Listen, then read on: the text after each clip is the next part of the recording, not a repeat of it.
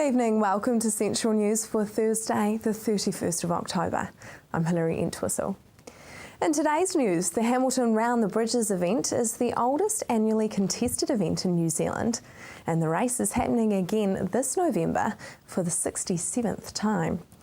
One of the reasons for the race's continued success is the family-friendly nature of the track, making it accessible to people of all ages and abilities. Event manager Faye Christensen says the different race lengths leaves little reason for people not to get involved. It's Hamilton's favourite event. It's back again this year. It's been running since 1945 and everyone can do it, from children right through to families and of course businesses as well, which is a fiercely contested part of the event. And it's just beautiful scenery around Hamilton's local river, which really makes it an enjoyable, fun day out for the family. A festival set to showcase South American music in a fresh light has been a big hit in Hamilton. Offering a different perspective to music and contemporary living, the festival is being held at Creative Waikato, with the next screening on Wednesday, the 6th of November. Festival organiser Juan Martinez says the festival is about challenging stereotypes and misconceptions about South American music, whilst showcasing the very best to the public. Yeah, well, there's many ideas and concepts around what South American culture is all about, you know?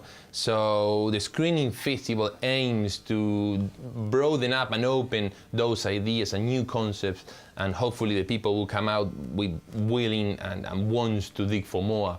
So yeah, welcome, please come down and, you know, get a bit of a South American taste. And yes. A number of large trees and vegetation will be removed from Mount Jury in the coming weeks due to Council's concern about public safety and drug use. Tauranga City Council will undertake a vegetation enhancement and weed control project along the Pacific Avenue boundary of the reserve from next week. Tauranga City Council Parks Coordinator of Arboriculture, Joshua Trafford, says the project is a result of concerns about public safety, the use of drugs and homeless people using the reserve in the upcoming summer months. Now for our region's weather for Friday. Hamilton, it's not looking too flash. Showers with southwesterly, your expected high is 17 and an overnight low of 7. Tauranga, you will have a few showers in the afternoon with a southwesterly 2. Your expected high is 20 and an overnight low of 7. Just ahead, what happened in the Japan earthquake of 2011 that scientists didn't know could happen.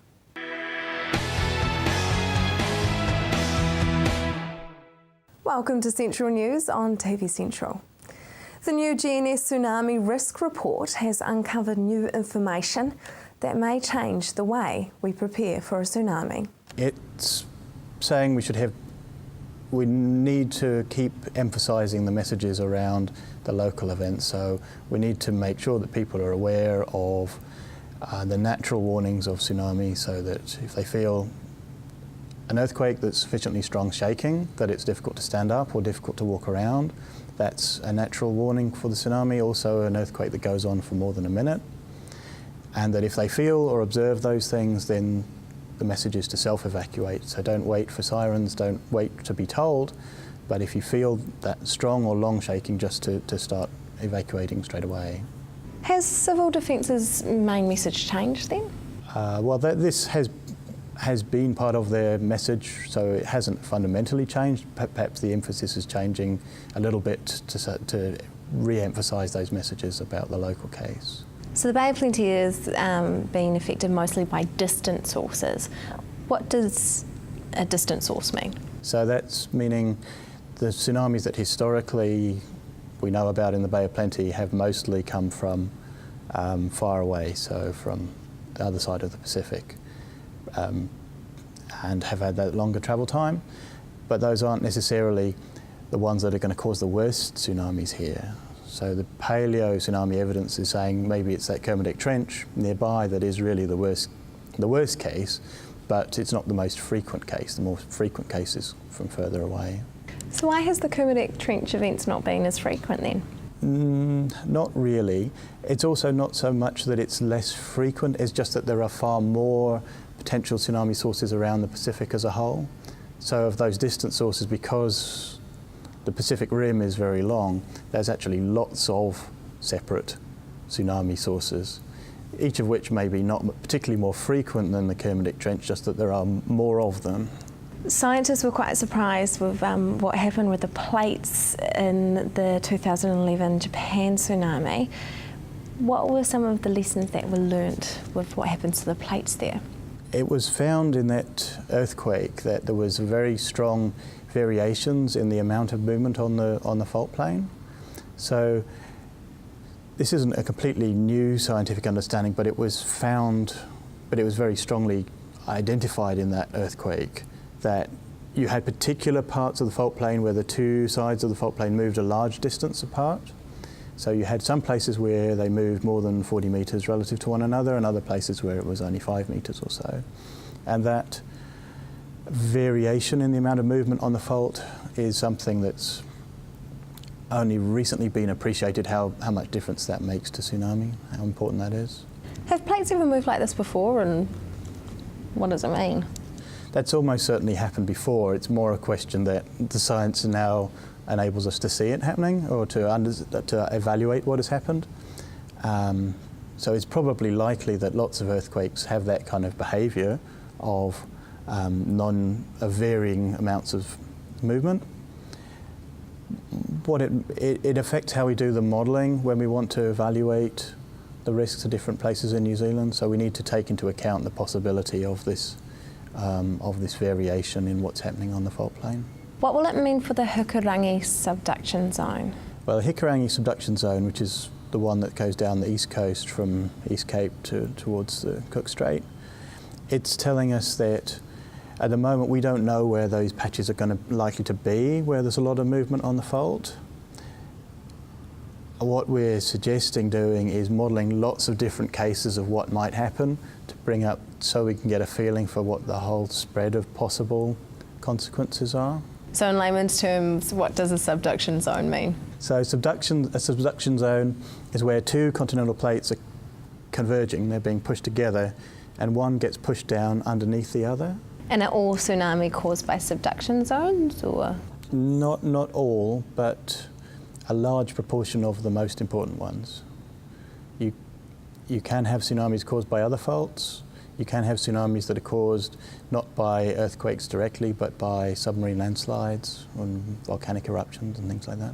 How many subduction zones put New Zealand at risk? There are 3 subduction zones close to New Zealand.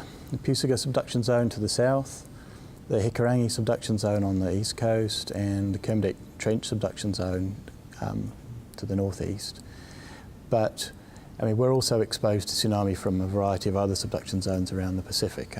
I don't know quite how many there are, probably 20 or 30 or so, quite a few. So parts of the report looked into the primary and secondary impacts of a tsunami. So can you explain what a primary and secondary impact is? So the primary aspects are damage that are caused directly by the water itself, the force of the water in the tsunami. And the secondary aspects are to do with things like debris that gets caught up in the tsunami, the damage that the debris causes, also contaminants like oil or other kinds of pollution that maybe get spread, or even just the effect of salt water on vegetation. Do you think that there is anything that we can do to minimise the impact of debris? It's quite hard to minimise the impacts of debris. Probably more what you can do is to try and reduce the amount of debris in the first place. That might mean thinking about what gets stored in or close to the beach. So we went on a trip to American Samoa after the tsunami there, and some of the villages they had cargo containers being used, I think, as sort of temporary shops near the beach, and those containers, when they'd been picked up, were causing extra damage. And perhaps, just as an example, that's the kind of thing that we may want to avoid. So what would an example in New Zealand be? I mean, should we be moving boat sheds, or? I think it needs to be looked at carefully. I mean, it could be if you're storing a lot of logs on the harbour front in a place where there's a lot of houses behind where the logs are stored, that might not be the ideal thing. Yeah, it could be boat sheds. It needs to be looked at. It hasn't really been looked at much. Could we possibly be looking at tsunami standards for buildings, kind of like earthquake standards? It's possible. I don't think it's not being actively looked at the moment, as far as I know.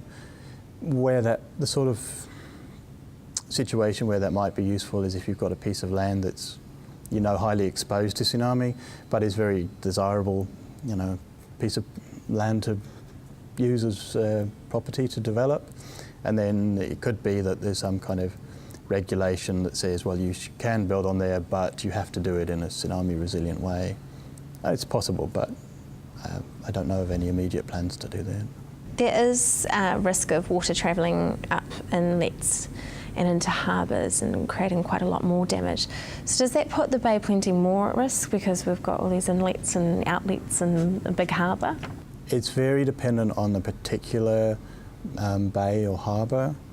So around Tauranga, where you have a shallow harbour with relatively narrow entrances, that's probably relatively helpful in terms of reducing the tsunami energy that comes across it.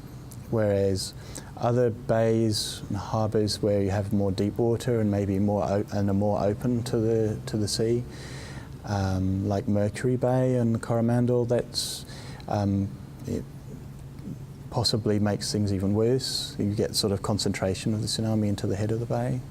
So could the tsunami make its way through that narrow inlet in the harbour? Well, it depends on the size. If it's a relatively small tsunami, it'll come through the entrance. If it's a really big tsunami, it'll come in via other paths across the island and maybe across the spit going up to the mount. To view the report, visit the Ministry of Civil Defence's website. Coming up next, we go to Hobbiton.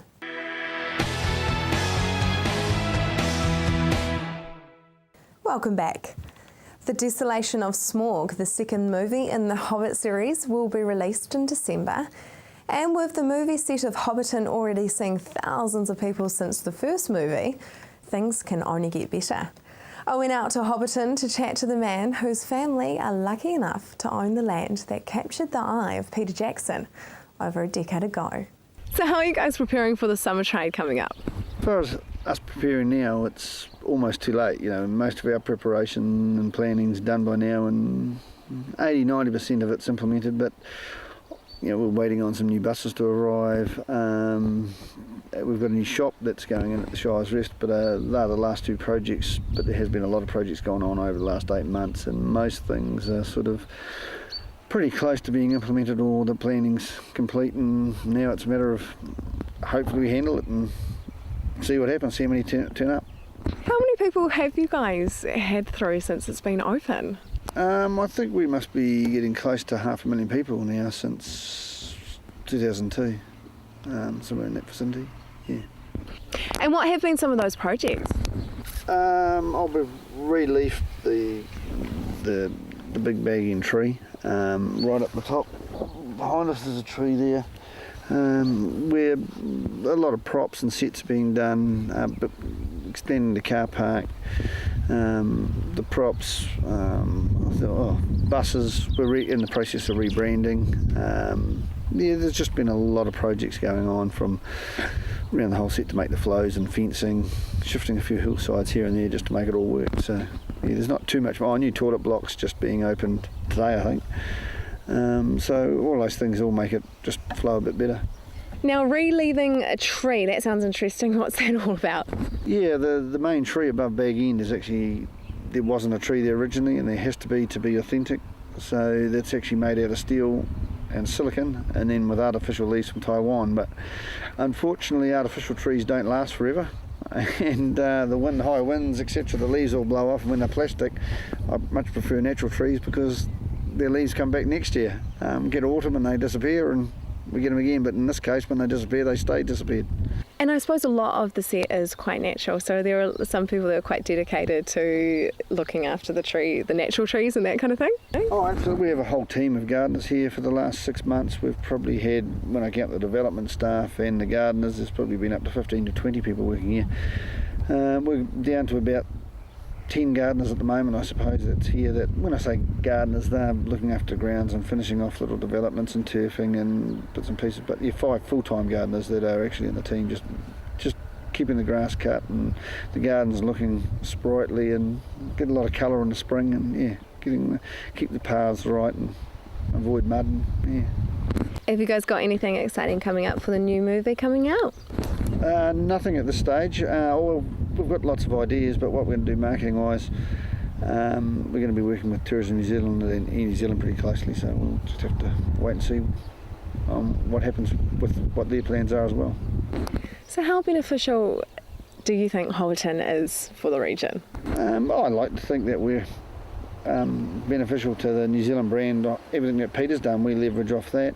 Hopefully other people are leveraging off us, and as far as benefits, but we're one of many cogs in the whole New Zealand brand thing, like Queenstown, and what Queenstown offers to New Zealand is an important part, and hopefully we're one of many people that contribute to what New Zealand is. Now, you mentioned Peter Jackson. Does he come back to Hobbiton quite often and have a look and see that everything's okay? Not personally hands-on. He hasn't seen the Green Dragon yet and hasn't been here since then, but I think he was up last when they were filming here 2 years ago. So, but I think he has people that keep him informed of what's going on and has input, and no, it's great. But he's a very busy man. And I think he's got quite a big project on his hands at the moment that might be coming out in about a month's time. So, not likely to hear or see from him in the next month, I wouldn't think.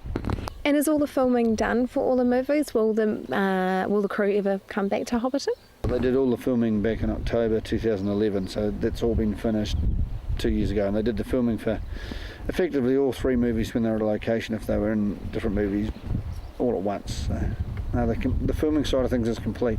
So you run the place, you live near, do you know every little bit of the whole farm and you know which bit it is from the movie? No, I don't. No, we're not party to the script, and we go to the movies the same as you and everyone else and get the same surprises of whatever. I'm driving past, just saw the odd little bit of filming going on, but obviously the script's something that we don't ask and are not party to. What an amazing place. Well worth a visit even if you aren't a Hobbit fan. Coming up next, we learn about companies of Tauranga making big steps in the IT industry.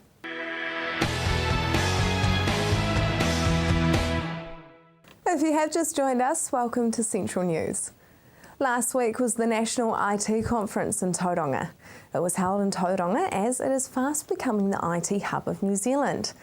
I found out some of the companies in Tauranga that are doing big things for IT. So in Tauranga there are a lot of companies that are doing very well. Tell us what the Port of Tauranga is doing. Well, the Ports of Tauranga, it's interesting that when you look at the ports around New Zealand, and in fact around Australasia, Ports of Tauranga stands up as the most efficient port in the region. The reason for that is the use of technology. So you would think that the concept of a port stevedoring would be quite simple, but in actual fact they've managed to take technology, implement it into every stage of their production and come about with some pretty fundamentally phenomenal results.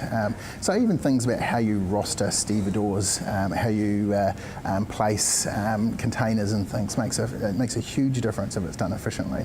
So again, it's an example of technology being used in a different industry and bringing about some big results. Fonterra, just as an example of this, they're not necessarily so big locally, but they're a great example of this in that they are a technology company. They're not actually a dairy company. Dairy is their product, but technology is what gives them their international advantage. They're a software company, and their IT part of it is the biggest IT team in the country. So technology generally is actually about enabling other industries. It's not about technology for technology's sake. Other great companies locally, Zespri's been doing some pretty amazing things, and again you would think that Zespri is kiwi fruit, what's that got to do with technology? But it's how they process that, how they get it to market as quickly as they possibly can, so their fruit is as fresh as it possibly can be, and that's the part that technology plays. Other companies like Robotics Plus, who create sorting machines and other equipment, sorting robots for fruit.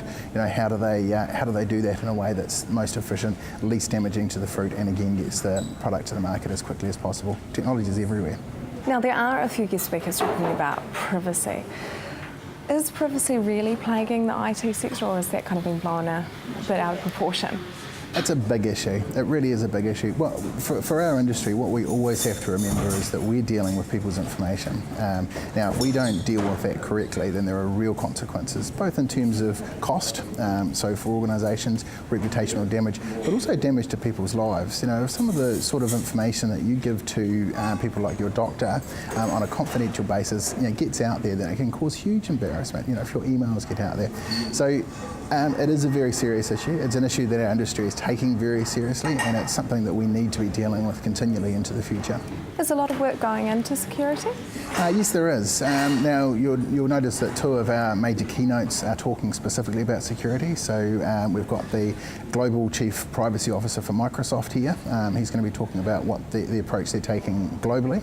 And we've also got Marie Schroff, who's New Zealand's Privacy Commissioner, who's talking more about what we're doing on the local stage. But it is a fundamentally important issue, and it's one that we will continue to address. How important is IT innovation to the economy? It's massively important. You know, when you look at the growth curve of technology-led export in New Zealand, you'll see that it's increasing at a phenomenal level. I mean, software, for instance, software exporting increased something like 19.7% last year. So it is growing hugely. Now, technology is the future economy of New Zealand. We have primary industries, and they're hugely important, but they are limited in terms of the level of growth that can occur. You know, you look at dairy, you're limited by the amount of grass, the number of cows, but more importantly, you're limited by how much water we've got in New Zealand. And as you'll be aware, that's becoming a huge environmental problem. With IT, we don't have those problems. You create something once and you can sell it to the world at huge scale. So it really is the future economy of New Zealand. Innovating our way to the future, what does that mean? It means exactly that. It means, you know, we are living in a very different world today than we are 5 years ago or 10 years ago. And the world is going to be completely different again 5 or 10 years from now as a result of technology. It's our sector's responsibility to embrace that and to help New Zealand embrace that to create the best future we possibly can for our country. So innovating our way to our future, we've got two options as a country. We can stumble our way to the future, or we can take the world on, be world leading and innovate for the future, and that's really what this conference is all about. So New Zealand does have the potential to be a leader in IT in the world? Absolutely, we already are in many respects. You know, we have Kiwis who are operating both within New Zealand but also all around the world doing some amazing things and, you know, some world-changing things. They generally keep quite a low profile, you don't hear a lot about them, and that's perhaps something that needs to change. But New Zealand absolutely punches above our weight, and we can be world leading in this. That is the news for today. We really want you to be involved. So like us on Facebook and let us know your views. If you have news including your own video and photos, go to our website and hit upload. Thanks for joining us. I will be back tomorrow night with more guests from in and around the regions. I'm Hilary Entwistle. Have a lovely evening.